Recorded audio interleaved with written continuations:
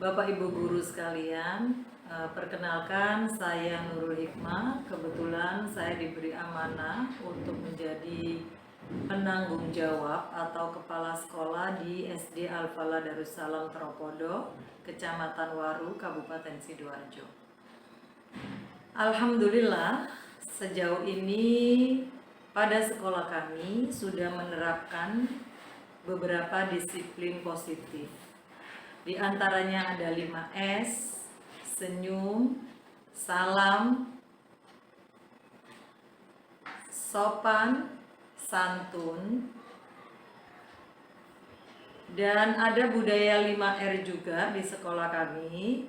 Maksudnya adalah anak-anak dibiasakan untuk terbiasa memiliki sikap resih, rapi, rawat, ringkas, dan rajin. Yang ketiga, budaya positif di sekolah kami adalah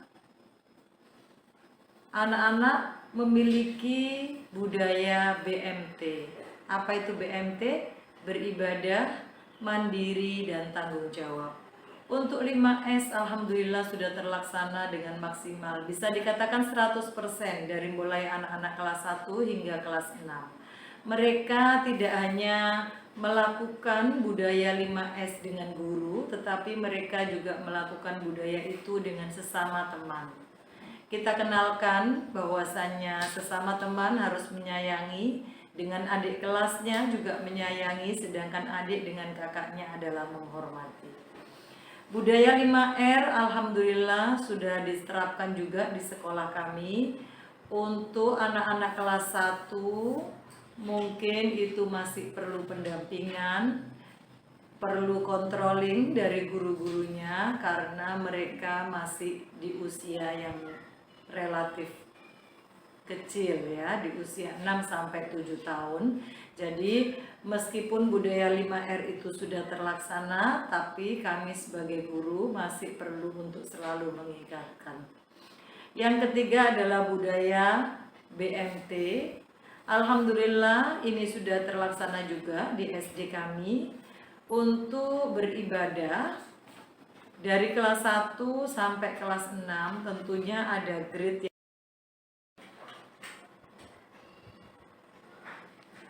dari kelas 1 anak-anak mungkin terbiasa untuk melakukan doa, kemudian murojaah pagi dan sholat duhur ya. Kelas 2 budaya itu atau target itu kita tingkatkan, begitu juga sampai di kelas 6. Ada sholat duha, ada sholat malam, ada puasa sunnah Senin dan Kamis dan sebagainya. Tentang mandiri ya. Yang kedua adalah M dalam artian mandiri. Alhamdulillah dari kelas 1 sudah kita biasakan sesuai dengan usianya, dengan tanggung jawab yang dia harus kerjakan. Yang ketiga adalah T atau tanggung jawab. Itu sudah dilakukan juga oleh anak-anak, tentunya sesuai dengan batas usianya. Bapak Ibu, alhamdulillah budaya positif tersebut sudah terlaksana. Tentunya itu dengan pendampingan, dengan controlling, dan dengan yang tidak kalah pentingnya adalah dengan contoh dari guru-gurunya. Salah satunya adalah Ustadzah Indah Mufarohah yang sekarang sedang mengikuti program CGP. Beliau adalah guru kelas 1. Bisa dibayangkan kelas 1 itu seperti apa. Begitu ribet dengan anak-anak dan tanggung jawab yang super besar, karena itu adalah masa transisi peralihan dari TK menuju SD. Alhamdulillah di kelas 1 beliaunya bisa menjalankan amanah yang dibebankan oleh sekolah, yang diberikan oleh sekolah. Beliau juga bisa melaksanakan disiplin positif yang sudah dicanangkan oleh sekolah kepada anak didiknya. Dengan keikutsertaan beliau pada program CGP ini, kami berharap akan ada dampak positif yang akan diterima oleh anak-anak di kelas 1 pada umumnya dan di seluruh siswa kami serta guru-guru kami pada umumnya. Sejauh ini CGP di sekolah kami sudah ada 2 yang lulus di angkatan 7 dan sekarang disusul oleh Ustazah Indah Mufarohah, dan sekarang sedang mengantri untuk mendaftar ada beberapa guru. Alhamdulillah mereka semuanya tergerak dan coba kita gerakkan untuk lebih bersemangat mengikuti program CGP tersebut.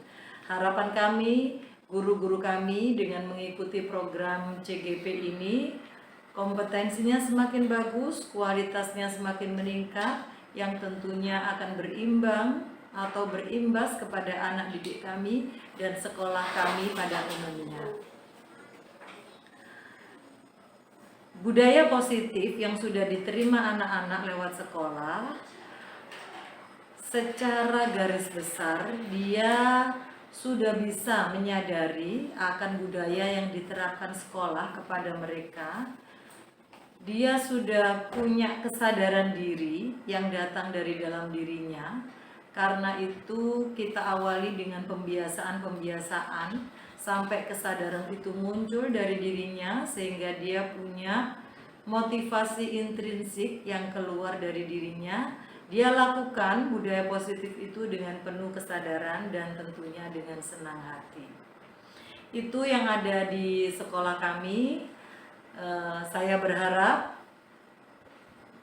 kepada guru-guru kami yang sudah mengikuti program CGP ini, terutama kepada Ustazah Indah Mufarohah, bisa menularkan semua pengalamannya kepada guru-guru yang lain sehingga dengan ringan hati, tanpa berat hati, mereka semua bisa berkualitas, bisa meningkat kompetensinya sesuai dengan harapan dari pemerintah.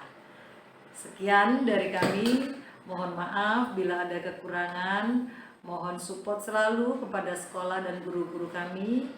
Kurang lebihnya mohon maaf dan terima kasih sebanyak-banyaknya.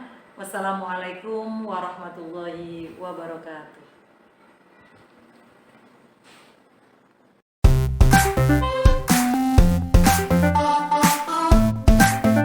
Baik, saya buka dulu.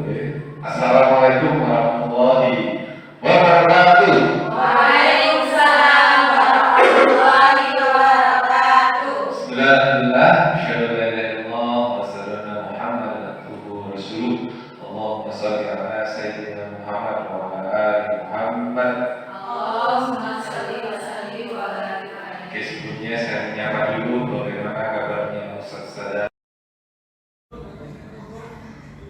Bismillahirrahmanirrahim. Assalamualaikum warahmatullahi wabarakatuh.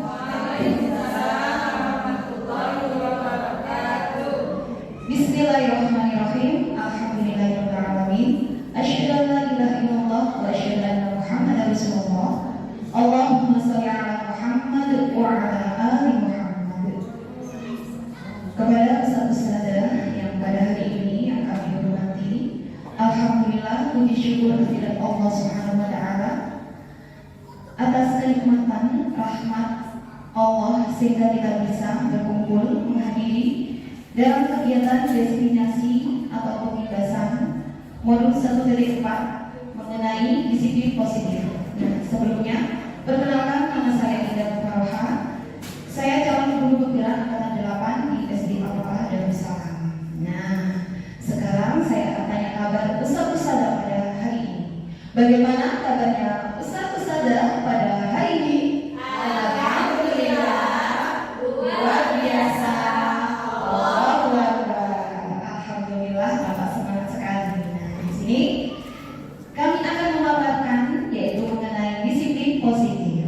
Nah, dalam disiplin positif perlu kita pahami yaitu tentang pemahaman konsep budaya positif yang meliputi 7 diantaranya, yaitu yang pertama perubahan paradigma belajar, yang kedua disiplin positif dan nilai-nilai kebajikan, 3, motivasi perilaku manusia.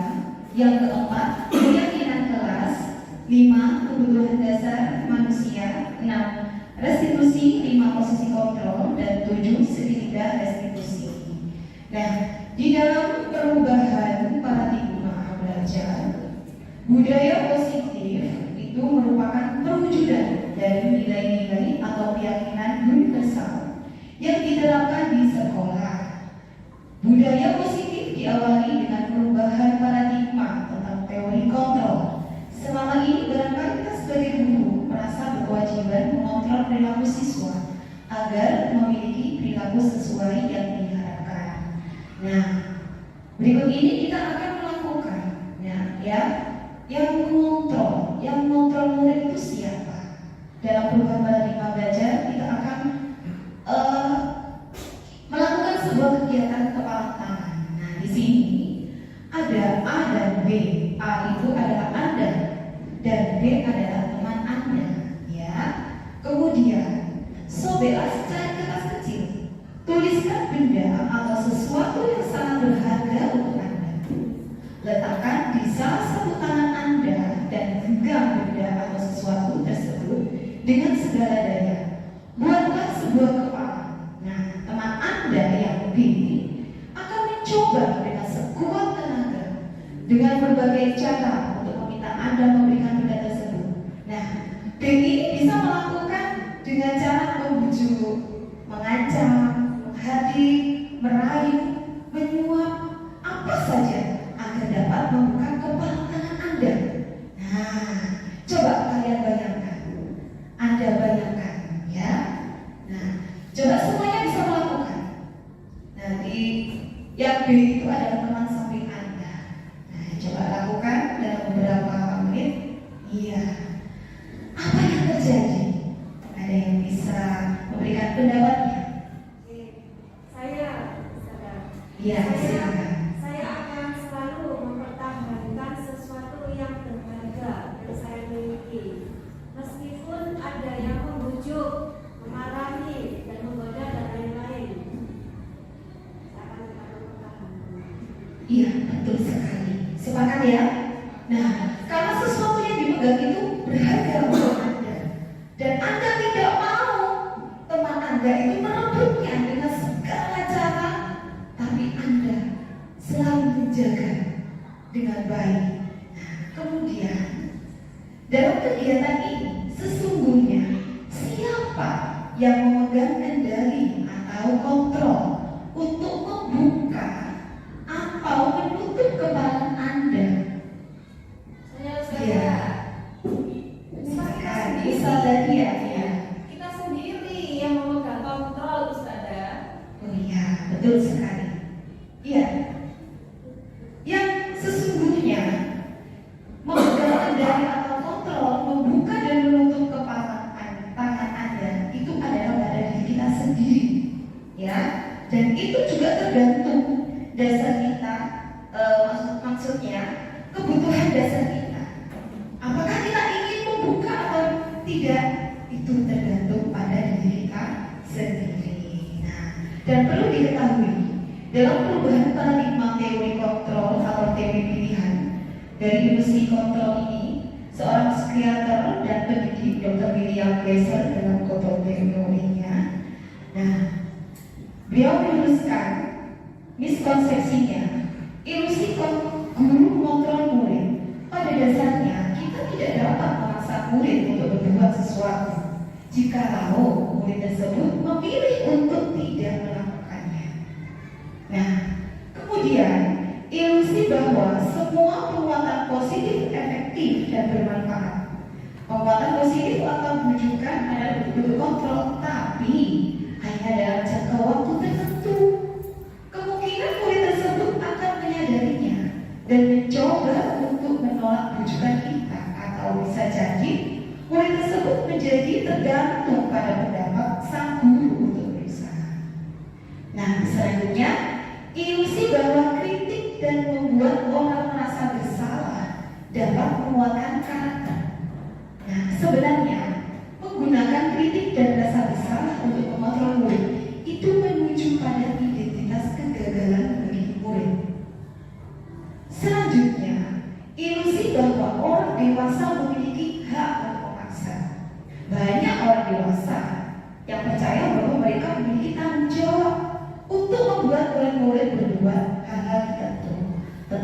ini, perilaku memaksa tidak akan efektif untuk jangka waktu panjang, dan sebuah hubungan itu yang menjadi permusuhan yang akan terbentuk pada diri murid.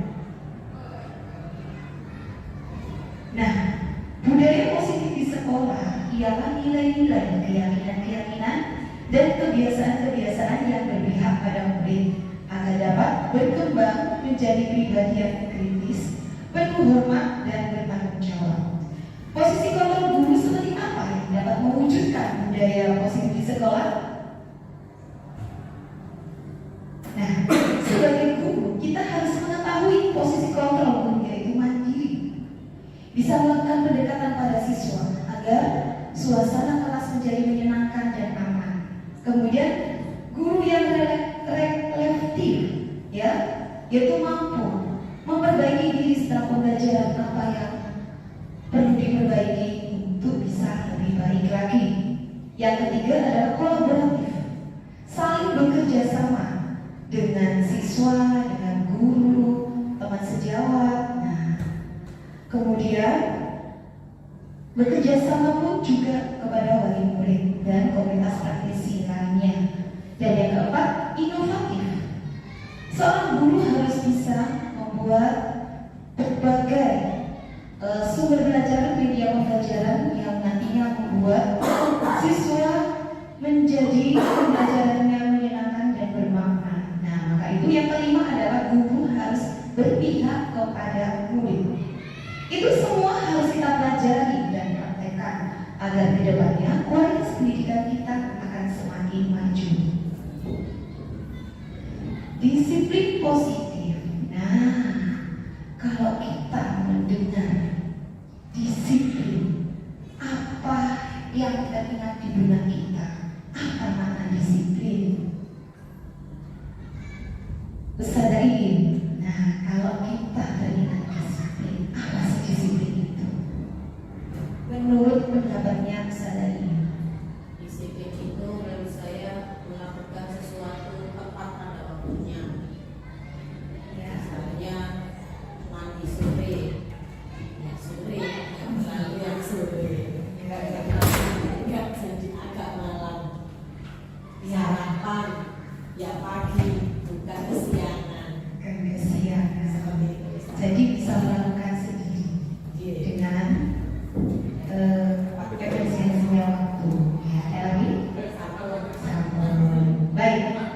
Ketika mendengar kata disiplin yang terbayang di benak kita, yang melintas di pikiran kita, itu kebanyakan orang itu menghubungkan kata disiplin dengan tata tertib, teratur, dan kepatuhan pada peraturan. Kata disiplin juga sering dihubungkan dengan hukuman.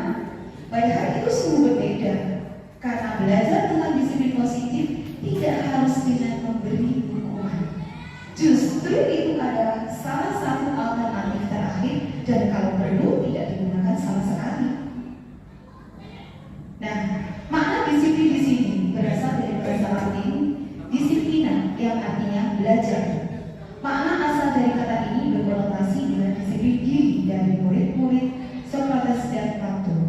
Disiplin diri membuat orang menggali potensinya menuju sebuah tujuan apa yang ia hargai.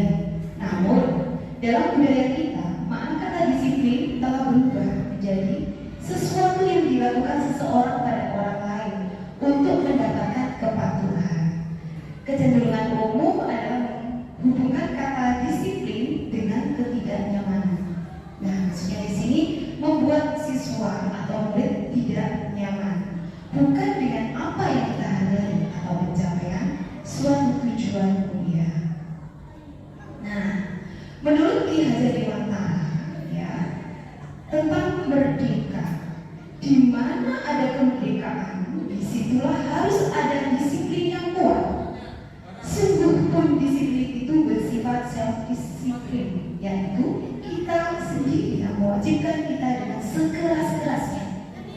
Tetapi itu sama saja, sebab jikalau kita tidak cakap melakukan self-disiplin, wajiblah penguasa lain mendisiplinkan diri kita Dan peraturan demikian itulah harus ada di dalam suasana yang merdeka. Nah, merdeka itu artinya tidak hanya terlepas dari perintah, akan tetapi juga cakap buat memerintah diri kita sendiri. Menurut Ki Hajar Dewan Taha di sini menyatakan bahwa untuk mencapai kemerdekaan atau dalam konteks pendidikan kita saat ini, untuk menciptakan murid yang merdeka, syarat utamanya adalah harus ada disiplin yang kuat. Disiplin yang dimaksud adalah disiplin diri yang memiliki motivasi internal. Motivasi internal itu apa? Ya, motivasi internal itu adalah motivasi yang ada pada diri kita sendiri. Jika kita tidak memiliki motivasi internal, maka kita memerlukan pihak lain untuk mendisiplinkan kita atau motivasi eksternal. Karena berasal dari luar, bukan dari dalam diri sendiri. Dengan kata lain, seseorang yang memiliki disiplin diri berarti mereka bisa bertanggung jawab terhadap apa yang dilakukan, karena mereka mendasarkan tindakan mereka pada nilai-nilai kebajikan universal. Sebagai pendidik, tujuan kita adalah menciptakan anak-anak yang memiliki disiplin diri sehingga mereka bisa berperilaku dengan mengacu pada nilai-nilai kebajikan universal dan memiliki motivasi intrinsik bukan ekstrinsik, bukan dari luar. Nah, perlu diketahui di sini nilai-nilai kebajikan. Nilai-nilai kebajikan itu adalah sifat-sifat positif. Sifat-sifat positif manusia yang merupakan tujuan mulia yang ingin dicapai setiap individu. Nilai-nilai tersebut bersifat universal dan lintas bahasa, suku, bangsa, agama maupun latar belakang. Setiap perilaku atau perbuatan memiliki suatu tujuan, dengan yaitu mengkaitkan nilai-nilai kebajikan itu yang diyakini seseorang. Maka motivasi intrinsiknya itu akan terbangun sehingga bisa menggerakkan motivasi dari dalam dan untuk dapat mencapai tujuan mulia yang diinginkan. Nah, nilai-nilai kebajikan yang ingin dicapai oleh setiap anak bangsa kita, bangsa Indonesia yang kita kenal dengan profil belajar Pancasila. Ada 6 di antara dimensinya, yaitu 1. Beriman bertakwa kepada Tuhan Yang Maha Esa dan berakhlak mulia. Yang kedua, mandiri. Yang ketiga, bernalar kritis. Yang keempat, berkebinekaan global. Yang kelima, bergotong royong. Dan keenam adalah kreatif. Nah, motivasi perilaku manusia menurut Gary Gosen dalam bukunya Restructuring School Discipline itu menyatakan ada 3 motivasi perilaku manusia. Nah, yaitu yang pertama, untuk menghindari ketidaknyamanan atau hukuman. Biasanya pertanyaan yang diucapkan itu adalah apa yang akan terjadi apabila saya tidak melakukannya. Nah, itu berasal dari motivasi eksternal dari luar. Yang kedua yaitu untuk mendapatkan imbalan dari orang lain atau institusi. Nah, kalimat yang biasanya disampaikan itu apa ya yang akan saya dapatkan apabila saya melakukannya. Nah, itu juga motivasi dari luar, motivasi eksternal. Kemudian yang ketiga, motivasi untuk menghargai diri sendiri. Nah, kalimatnya, saya akan menjadi orang yang seperti apa bila saya melakukannya. Nah, ini adalah motivasi internal, itu bisa mencapai tujuan disiplin tersebut. Nah, yang pertama tadi motivasinya termasuk tingkatan yang terendah dari motivasi perilaku manusia. Ya, karena motivasi ini bersifat eksternal. Dan yang kedua, ini satu tingkat di atas motivasi yang pertama. Di sini orang berperilaku untuk mendapatkan imbalan atau penghargaan dari orang lain. Orang yang motivasi ini akan bertanya, tadi sudah saya sebutkan bahwa apa yang akan saya dapatkan apabila saya melakukannya. Nah, motivasi ini juga bersifat eksternal. Jadi kurang tepat untuk diberikan kepada siswa.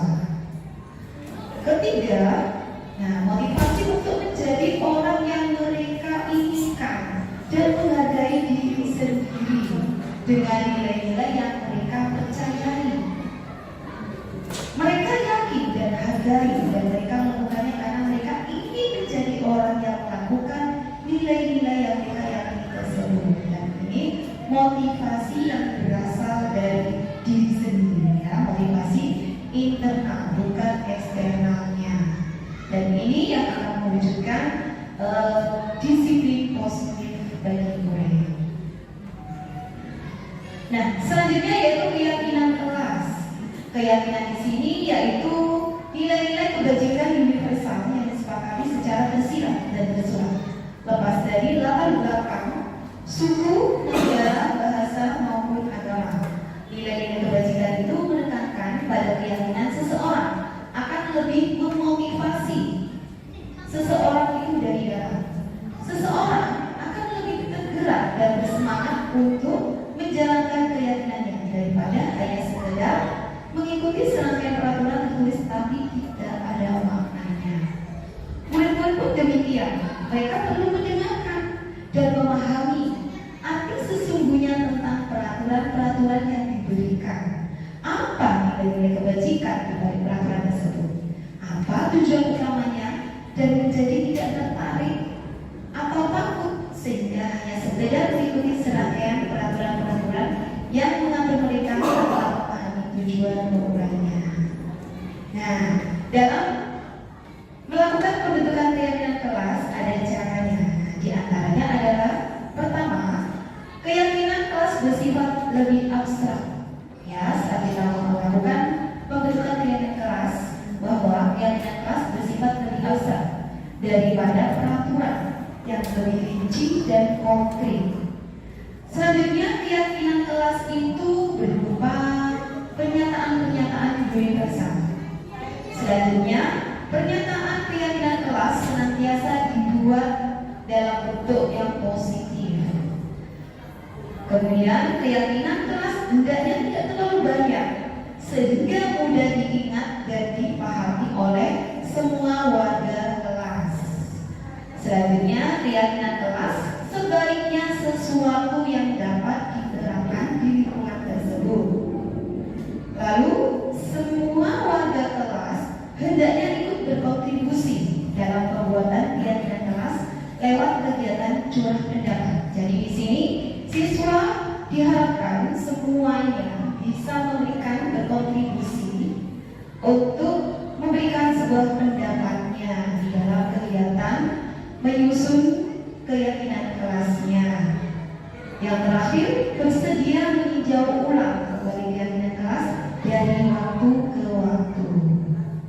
Nah, berikut ini adalah contoh keyakinan kelas 1. Nah, setiap anggota kelas perlu belajar, setiap anggota kelas perlu senang, setiap anggota kelas perlu melakukan tugas, setiap anggota kelas perlu saling menghargai, setiap anggota kelas perlu merasa aman. Nah, di sini semua warga yang ada di kelas ikut terlibat bagaimana caranya agar pembelajaran yang dilaksanakan atau yang berlangsung bisa menyenangkan bagi siswa. Selanjutnya, untuk keyakinan kelas 5, selalu bersikap positif. Yang kedua, senantiasa menjadi diri terbaik. Yang ketiga, percaya dan menghormati orang lain serta barang miliknya. Yang keempat, berkomitmen terhadap setiap tugas. Dan yang terakhir, senantiasa membantu. Dan ini adalah sekedar contoh. Itu biasanya kalau kita membuat keyakinan kelas itu nanti kita akan mendengarkan dari pendapat semua warga kelas. Kita kumpulkan, nanti kita sepakati bersama-sama. Nah, ini adalah contoh yang sudah saya terapkan, saya lakukan kepada siswa kelas 1D SD Al-Quran Darussalam. Nah, di sini ketika kita melakukan atau membuat keyakinan kelas, tidak hanya berupa kata-kata, kita bisa selipkan di kelas 1, 2, 3 atau sampai kelas 6 bisa kita membuat poster. Nah, di situ kita tuliskan keyakinan kelas. Hadir tepat waktu. Jadi ini ya tidak terlalu panjang untuk kalimatnya. Selanjutnya, berpakaian rapi dan sesuai setiap hari. kita belajar dengan bersungguh-sungguh, mengikuti dan mengerjakan tugas tepat waktu, menjaga kebersihan kelas dan sekolah, jujur dan mandiri, saling menghormati, menyayangi dan kerjasama, dan yang terakhir bersikap baik, ramah dan santun. Nah, ini contoh keyakinan kelas 1 nanti. Nah, selanjutnya Ustazah, kebutuhan dasar manusia pada diri manusia itu mempunyai kebutuhan dasar yang harus dipenuhi. Ada 5. Yang pertama adalah kebutuhan bertahan hidup. Yang kedua, kasih sayang dan diterima. Yang ketiga, penguasaan atau kebutuhan pengakuan atas kemampuan. Yang keempat, kebebasan atau kebutuhan akan pilihan. Dan yang terakhir, yaitu kebutuhan kesenangan. Kebutuhan bertahan hidup. Nah, akan paparkan apa sih kebutuhan bertahan hidup itu? Nah, kebutuhan bertahan hidup ini adalah yang bersifat fisiologis. Untuk bertahan hidup misalnya ya kesehatan, rumah, dan makanan. Kemudian kasih sayang dan diterima. Nah, di sini biasanya murid kebutuhannya adalah untuk disayangi dan diterima. Misalnya meliputi kebutuhan akan hubungan dan koneksi sosial, kebutuhan untuk merasa menjadi bagian dari suatu kelompok. Yang ketiga, penguasaan atau kebutuhan pengakuan atas kemampuannya. Nah, biasanya kebutuhan ini berhubungan dengan kekuatan untuk mencapai sesuatu, supaya menjadi kompeten, menjadi terampil, diakui atas prestasi dan keterampilan kita, didengarkan dan memiliki rasa harga diri. Selanjutnya yang keempat adalah kebutuhan kebebasan. Kebutuhan ini akan kemandirian, otonomi, memiliki pilihan dan mampu mengendalikan arah hidup seseorang. Dan yang terakhir yaitu kebutuhan kesenangan. Kebutuhan akan kesenangan sebagai contoh yaitu dia merasa ingin senang, ingin bermain dan tertawa. Nah, selanjutnya yaitu 5 posisi kontrol. Institusinya yaitu ada 5. Yang pertama, penghukum. 5 posisi kontrol di sini. Yang pertama adalah posisi penghukum. Nah, kita sebagai seorang pendidik, kira-kira yang sudah kita terapkan kepada anak didik kita nantinya, yang lebih baik itu posisi kontrol yang mana? Ya, di sini ada 5. Yang pertama tadi penghukum, yang kedua membuat merasa bersalah, yang ketiga teman, keempat pemantau, dan 5 manajer. Nah, sebelumnya kita harus pahami 5 posisi kontrol. Nanti kita masuk di 5 posisi kontrol yang mana ya, di salah satunya itu. Baik, posisi kontrol yang pertama adalah penghukum. Guru berbuat menghadik, menunjuk-nunjuk, menyakiti, menyindir. Nah, kemudian guru berkata, kalau kamu tidak melakukan, saya akan. Nah, contohnya kalau terlambat sekolah, kalau kamu tidak melakukannya, saya akan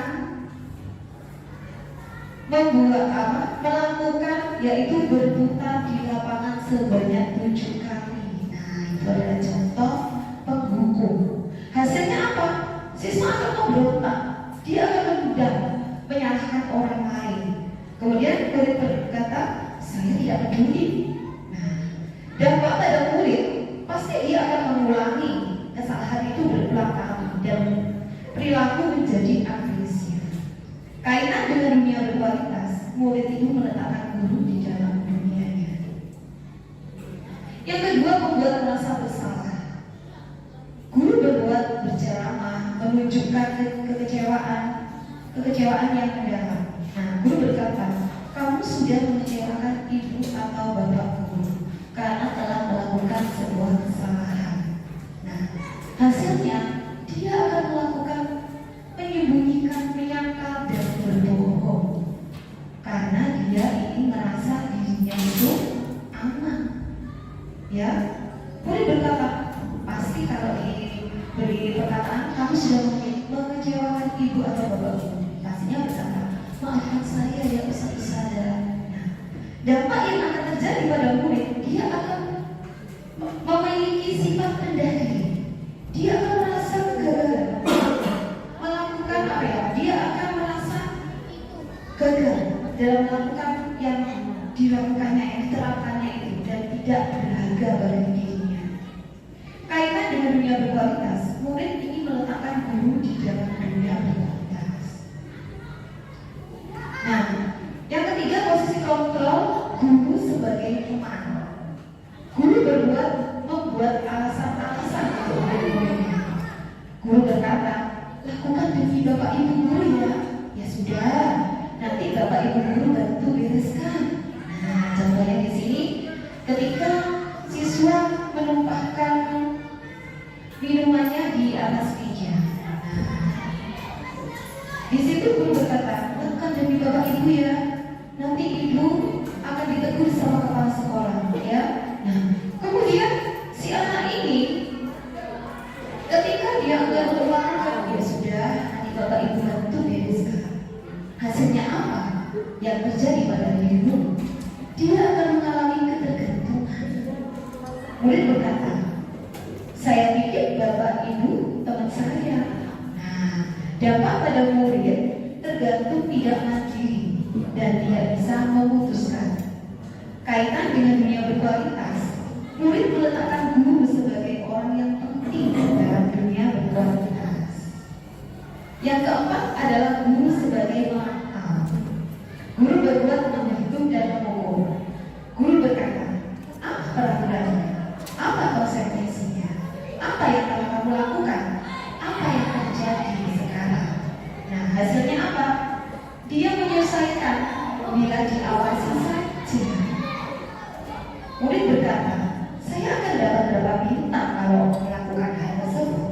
Jika sudah melakukan hal tersebut, saya akan dapat apa? Dampak pada murid ini menitik beratkan pada dampak diri sendiri. Kaitan dengan dunia berkualitas, murid meletakkan guru peraturan itu di dunia berkualitas. Yang kelima, guru sebagai manajer. Nah, guru berbuat mengajukan pertanyaan-pertanyaan. Kemudian guru berkata, apa yang kita yakini? Apa kamu meyakini hal tersebut? Kalau kamu meyakininya, maukah kamu memperbaikinya? Kalau kamu mau memperbaikinya, jadi kira-kira hal tersebut akan menggambarkan apa tentang dirimu? Hasilnya di sini akan menguatkan watak atau karakter murid. Murid berkata, bagaimana caranya ya agar saya bisa memperbaiki keadaan ini? Saya akan memperbaiki masalah ini dengan cara apa? Contohnya, ketika dia itu melakukan sebuah kesalahan. Nah, tapi di sini kalau kita sebagai manajer, murid itu pasti akan mencari solusinya, ya. Dampak pada murid mengevaluasi diri, bagaimana menjadi diri yang lebih baik. Kaitan dengan dunia berkualitas, murid meletakkan dirinya sebagai individu yang positif dalam dunia berkualitas. Nah, di sini murid berusaha untuk bisa mencari solusi sendiri. Nah, Ustaz-Ustazah, kira-kira 5 posisi kontrol yang baik kita lakukan sebagai seorang pendidik, itu posisi kontrol sebagai apa? Ya, Ustazah Aini, kira-kira 5 posisi kontrol tadi. Pertama adalah sebagai penghukum, yang kedua sebagai teman, ya, sebagai pembuat merasa bersalah, sebagai teman, sebagai pemantau, atau sebagai manajer. Yang sebaiknya kita lakukan terhadap siswa kita, kita ini baiknya di posisi kontrol yang mana? Iya, betul sekali. Iya, betul. Teman tangan untuk Ustazah Aini. Iya, betul. Kita sebagai seorang pendidik agar murid kita itu bisa menyelesaikan solusinya sendiri, maka kita jadikan diri kita sebagai seorang manajer.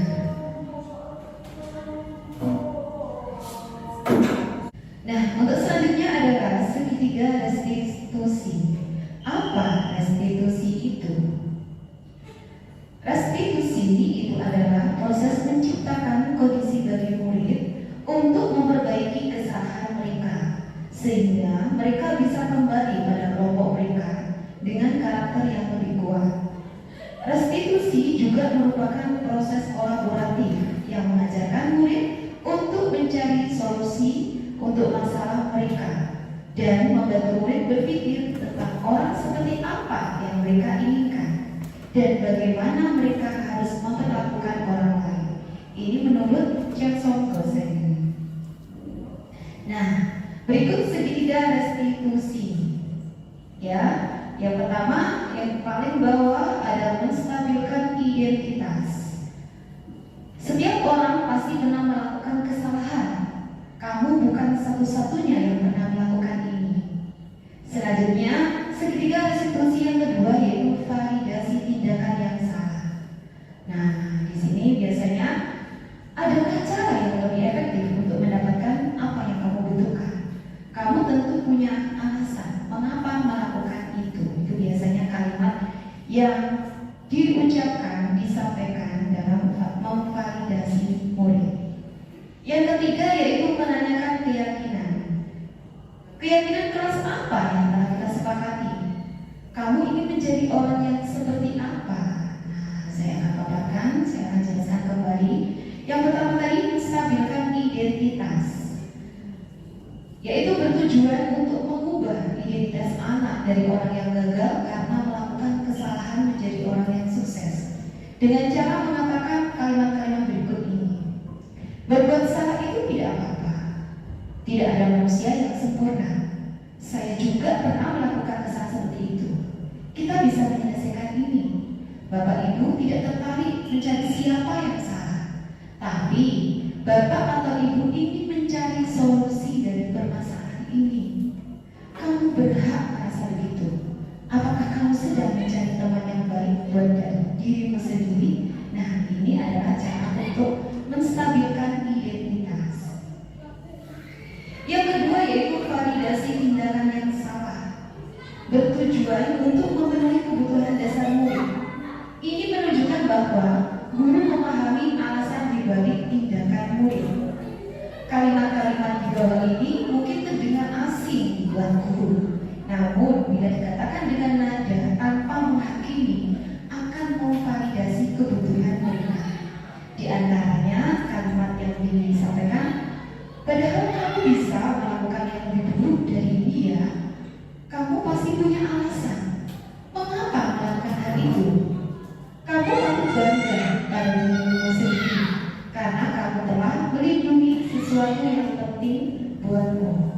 Kamu boleh mempertahankan sikap itu, tapi kamu harus menambahkan sikap yang baru. Nah, kalimat ini untuk validasi tindakan yang salah yang dilakukan kepada murid. Selanjutnya yang ketiga adalah menanyakan keyakinan. Tujuannya adalah menunjukkan bahwa guru memahami alasan dibalik tindakan murid. Teori kontrol menyatakan bahwa kita pada dasarnya termotivasi secara internal pada diri kita sendiri. Ketika identitas sukses telah tercapai pada langkah 1 dan tingkah laku yang salah telah divalidasi langkah yang kedua, maka anak akan siap untuk dihubungkan dengan nilai-nilai yang dia percayai dan berpindah menjadi orang yang dia inginkan. Pertanyaan-pertanyaan di bawah ini menghubungkan keyakinan anak dengan keyakinan kelas atau keluarga. Apa yang kita percaya sebagai kelas atau keluarga? Apa nilai-nilai umum yang kita telah sepakati? Apa bayangan kita tentang kelas yang ideal? Selanjutnya, kamu jadi orang yang seperti apa? Nah, itu tadi adalah segitiga restitusi. Ini sekedar cerita ya dalam penanganan kasus segitiga restitusi. Diikat Bu.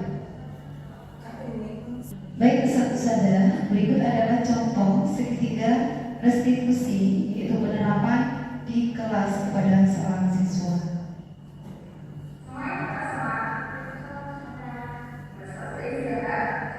Nah, ini adalah menstabilkan identitas.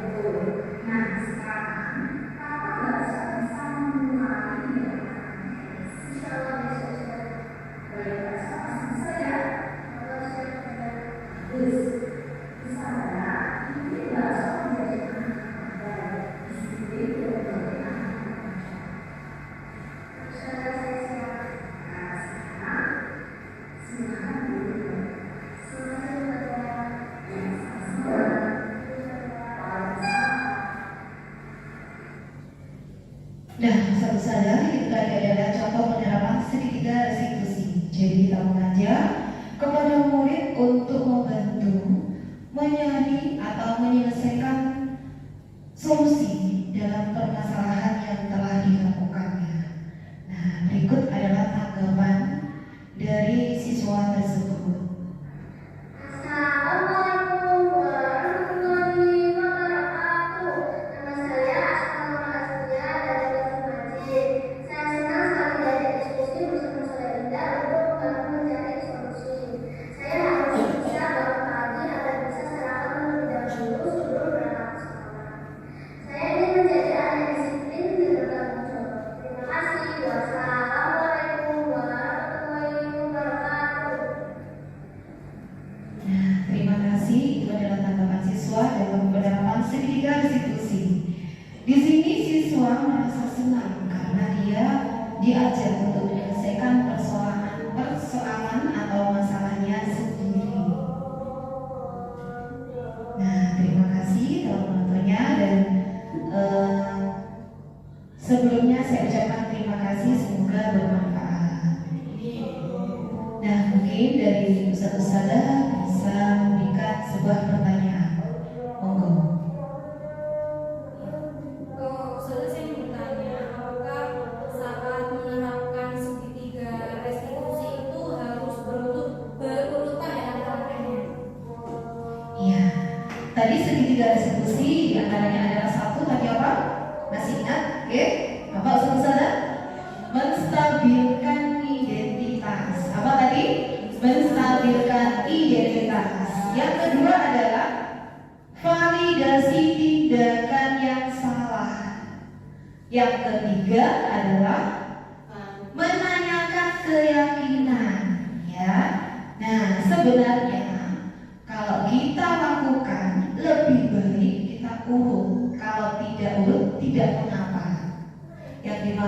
ini restitusi adalah untuk menyelesaikan permasalahannya, untuk mencari solusi kepada anak didik. Nah, jadi kalau lebih baiknya adalah kita stabilkan identitasnya dulu. Dia merasa sudah merasa berbuat salah itu benar atau tidak. Nah, pasti ada alasannya mengapa. Nah, kemudian kita akan validasi tindakan yang salah kepada murid. Kamu boleh kamu boleh makan. Tadi kita sudah amati tadi ya, terhadap kasus tadi yang tadi Mbak Asmanya tadi kasusnya adalah dia makan di kelas sambil sembunyi-sembunyi. Nah, padahal kalau makan di kelas saat pembelajaran, nah itu kan tidak diperbolehkan. Agar fokus, maka makan lebih baik saat istirahat. Iya, makan tidak apa-apa, tapi harus memperhatikan waktunya. Karena makanan itu adalah kebutuhan bagi diri kita. Nah, sebaiknya apa yang dilakukan? Tadi setelah istirahat, kemudian kita akan mengajak tadi Mbak Aswa untuk menanyakan keyakinan. Apakah Mbak Aswa ingat dengan keyakinan kelas kita yang telah disepakati? Yaitu tadi menghargai tadi ya, menghargai waktu, menghargai teman. Nah, agar tidak makan di kelas.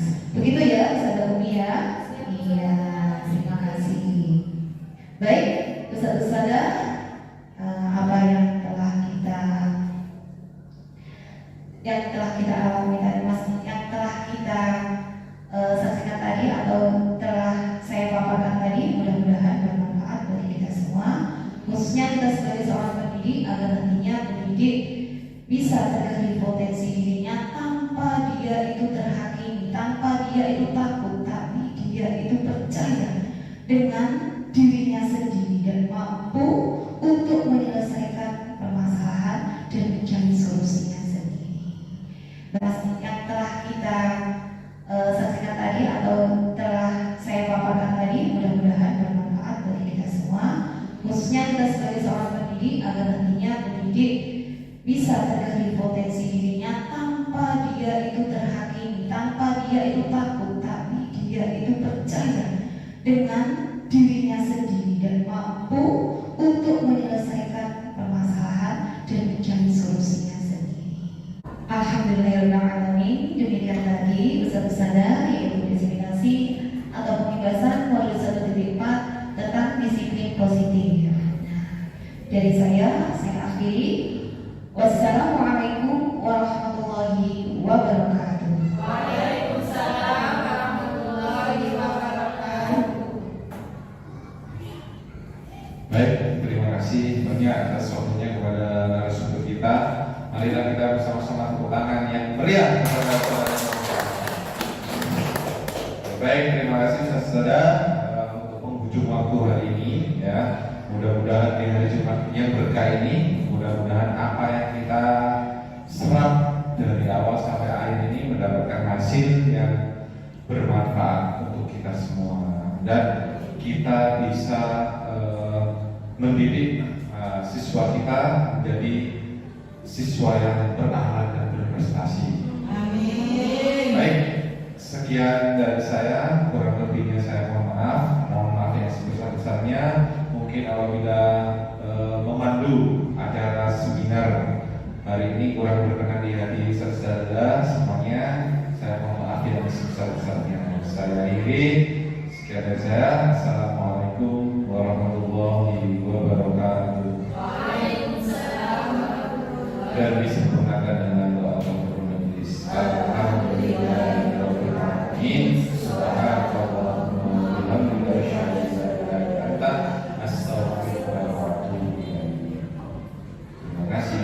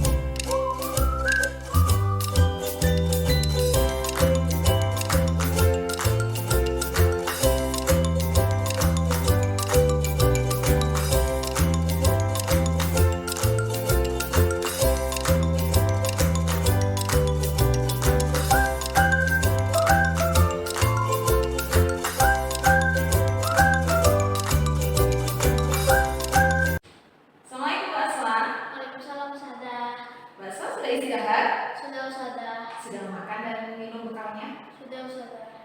Ya. Baik, kira-kira Mbak Asfa tahu tidak kenapa Mbak Asfa dipanggil oleh Ustazah ke sini? Iya Ustazah, karena makan jajan pada saat jam pelajaran. Baik, kira-kira kalau makan di kelas pada saat jam pelajaran itu perbuatan salah atau betul Mbak Asfa? Perbuatan yang salah Ustazah. Mbak Asfa, sebenarnya makan itu adalah kebutuhan manusia sehari-hari. Ustazah kalau lapar pasti makan, tapi kita harus mengetahui kapan, di mana, dan waktu yang tepat untuk makan. Kira-kira kalau Mbak Asfa makan pada saat jam pelajaran itu perbuatan salah atau betul nggak? Salah. Baik, Ustazah ingin tahu mengapa Mbak Asfa makan pada saat pembelajaran? Karena belum sarapan Ustazah. Karena belum sarapan. Mengapa belum sarapan? Karena takut terlambat ke sekolah. Tadi malam tidurnya jam berapa? Jam 10 malam. Oh, jam 10 malam. Berarti agar Mbak Asfa besok tidak makan lagi di kelas, apa yang harus dilakukan oleh Mbak Asfa? Harus sarapan dulu. Mbak Asfa, masih ingat keyakinan kelas yang ada di kelas kita? Masih ingat Ustazah, yang pertama berkata jujur, yang kedua menghargai teman, yang ketiga tidak makan di kelas saat jam pelajaran. Iya, Mbak Asfa. Jika Mbak Asfa makan jajan saat pelajaran berlangsung, apakah itu sesuai keyakinan kelas kita atau tidak? Tidak sesuai Ustazah. Baik, di sini Ustazah tidak akan menghakimi Mbak Asfa dan tidak akan menyalahkan Mbak Asfa. Tetapi Ustazah akan membantu Mbak Asfa untuk mencarikan solusi agar Mbak Asfa tidak makan di kelas lagi saat pembelajaran. Nah, apa saja yang harus Mbak Asfa perbaiki agar tidak makan di kelas lagi saat pembelajaran? Sarapan pagi, tidur lebih awal agar tidak terlambat ke sekolah. Iya, betul. Nah, sekarang kapan Mbak Asfa bisa memulai tidak makan lagi di kelas? Insya Allah besok Ustazah. Baik, Mbak Asfa pasti bisa ya? Insya Allah siap Ustazah. Bagus. Ustazah ingin Mbak Asfa menjadi anak yang pandai, disiplin, dan menjadi anak yang bertanggung jawab. Baik Ustazah, saya siap. Nah, sekarang silahkan dulu kembali. Terima kasih Ustazah. Ya, sama-sama. Terima kasih Ustazah. Waalaikumsalam.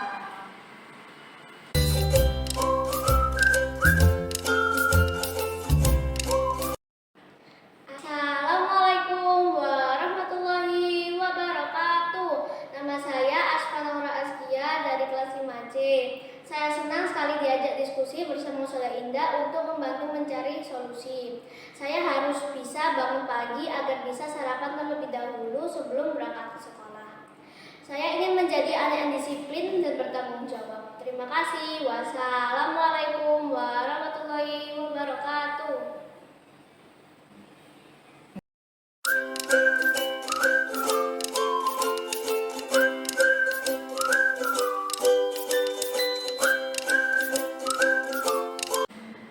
Mas Atta, Ya, tadi Ustazah mendengar laporan dari ketua kelas. Katanya kamu habis bertengkar dengan Bibi. Apakah betul? iya betul. Habis kesel sih Ustazah. Mengapa kesal?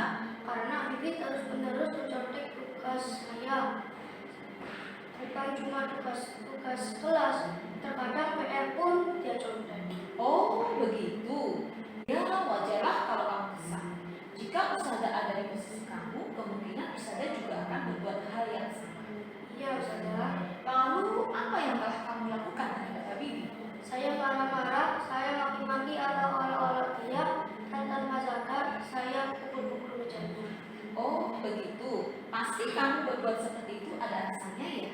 Iya loh Ustazah, masa saya tiba-tiba saja, saya pun sudah bersusah payah menyelesaikan soal. Tapi Habibie terus mencontek, tidak mau berusaha sendiri.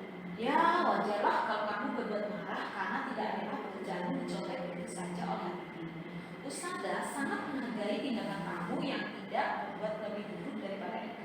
Misalnya dengan memukul. Iya Ustazah. Sekarang coba kita pikirkan, tindakan kamu marah sampai memukul meja, apakah sesuai dengan keyakinan kelas kita? Tidak Ustazah. Menurut kamu, keyakinan apa yang sudah kamu langgar? Saling menghormati antar teman Ustazah. Ya, betul. Menurut kamu, saling menghormati antar teman itu penting tidak untuk kamu? Penting Ustazah.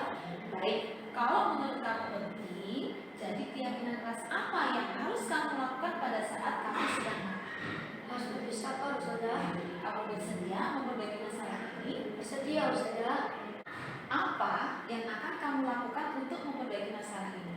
Saya akan lebih bersabar dan bisa menahan amarah. Jika ada teman saya yang menyontek, maka saya akan melaporkan kepada guru mata pelajaran atau wali kelas. Saya Ya, tepat sekali tindakan kamu, Mas Saka. ya, Tetap semangat ya. ya Ustazah. Sekarang silahkan kembali ke kelas. Terima kasih Ustazah. Sama-sama. Assalamualaikum Ustazah. Salam.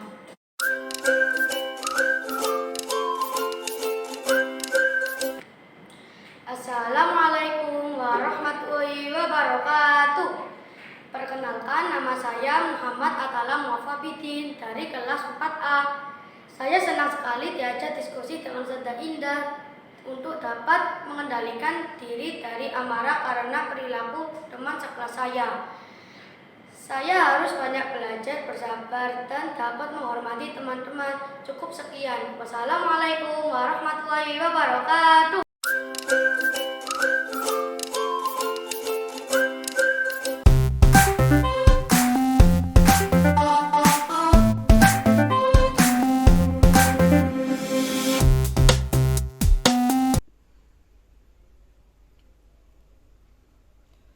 Assalamualaikum warahmatullahi wabarakatuh.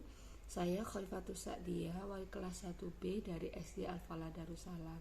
Saya rekan dari Ustazah Indah Mufaroha yang merupakan calon guru penggerak angkatan 8. Sebelumnya saya ucapkan banyak terima kasih kepada Ustazah Indah Mufaroha karena sudah berbagi ilmunya dalam menerapkan budaya positif untuk siswa-siswi di SD Al-Falah Darussalam. Dari pemaparan mini workshop budaya positif di lingkungan sekolah, alhamdulillah, masya Allah, luar biasa, ilmunya sangat bagus sekali.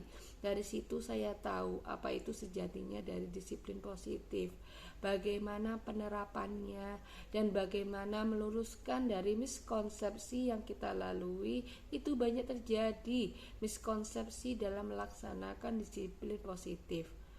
Manfaat adanya pengimbasan tersebut adalah yang pertama, perubahan paradigma belajar. Yang kedua, disiplin positif. Yang ketiga, motivasi perilaku manusia. Yang keempat, kebutuhan dasar manusia. Yang kelima, keyakinan kelas. Yang keenam yaitu 5 posisi kontrol restitusi. Dan yang ketujuh, segitiga restitusi. Menurut saya, budaya positif yang disampaikan oleh beliau sangat baik dan perlu diterapkan untuk membiasakan siswa-siswi agar memiliki perilaku yang baik dan mencerminkan sikap sebagai profil pelajar Pancasila.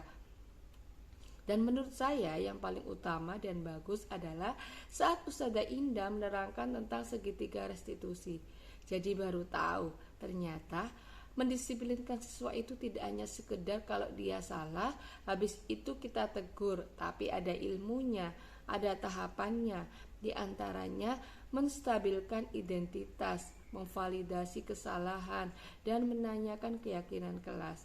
Jadi workshop ini harapan saya sering diadakan karena ilmu guru penggerak itu sangat luar biasa, membuka wawasan baru dan mengupgrade materi baru buat kita para guru.